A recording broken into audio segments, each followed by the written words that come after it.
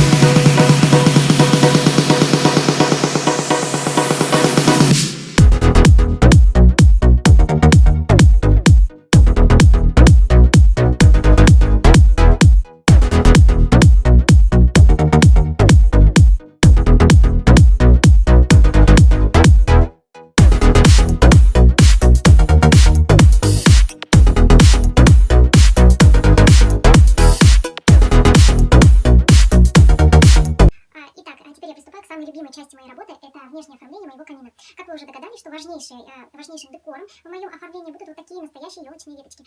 Вы просто не представляете, как они пахнут. В который раз я убеждаюсь, что самые классные елки это в Сибири, на Урале, в общем, там, где холодно. То, что растет южнее, елки пахнут не так. Итак, начинаем.